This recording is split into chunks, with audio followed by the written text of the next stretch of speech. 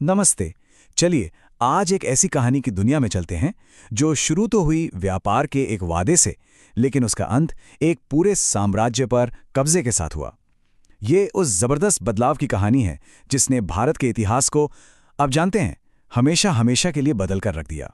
ये कहानी है बेहिसाब दौलत और समृद्धि की, लेकिन साथ ही ये एक ऐसे छुपे हुए इरादे की भी कहानी है, एक ऐसी खतरनाक सोच की जिसने सब कुछ पलट कर रख दिया। तो इस पूरे बदलाव को समझने के लिए हमें थोड़ा सा वक्त में पीछे जाना होगा। ये जानना होगा कि आखिर भारत में ऐसा क्या था जिसने पूरी दुनिया का ध्यान अपनी ओर खींच लिया था।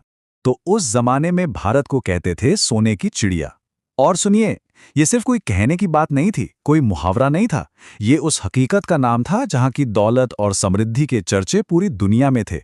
जरा सोच कर देखिए, एक ऐसी जमीन जहां कहा जाता था कि खेत सोना उगलते हैं, जिसके बाजार दुनिया के सबसे शानदार रेशम और कपड़ों से अटे पड़े रहते थे, और जिसकी हवा में मसालों की एक दिलकश खुशबू हमेशा घुली रहती थे। ये था उस वक्त का भारत। और कमाल की बात यह है कि ऐसा सिर्फ भारत के लोग नहीं मानते थे। पूरी की पूरी दुनिया भारत की इस दौलत को देखकर सच में हैरान थी। हर कोई इस धरती के साथ व्यापार करना चाहता था, और कुछ लोग इस पर कब्जा करना चाहते थे। अब देखिए, इतनी दौलत, इतनी शोहरत, ये दुनिया की नज़रों से भला कैसे छिप सकती थी।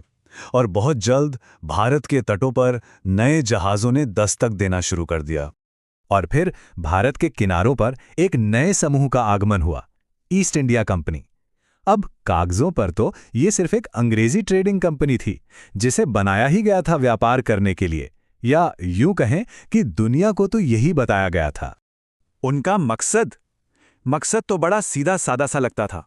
भारत का जो मशहूर रेशम है, कीमती मसाले हैं और दूसरी बेशकीमती चीजें हैं, उन्हें खरीदेंगे और मुनाफा कमाएंगे। बस वो व्यापारी बनकर आए थे, और वादा भी व्यापार का ही था। लेकिन क्या सच में कहानी इतनी ही सीधी थी? क्या ये जो मुनाफे की चाहत दिख रही थी, इसके पीछे कोई बहुत गहरा इरादा छिपा हुआ था?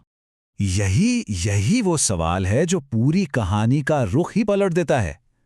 क्या वो लोग वाकई सिर्फ व्यापारी थे? क्योंकि जैसे जैसे वक्त बीता, उनके जहाज़ों में माल के साथ साथ हथियार भी आने लगे, और उनके गोदाम धीरे धीरे किलों में बदलने लगे। और बस यही सच सामने आ जाता है। जैसा कि हमें पता चलता है, उनका इरादा सिर्फ व्यापार नहीं था। ये सुनने में एक छोटा सा वाक्य लगता है ना?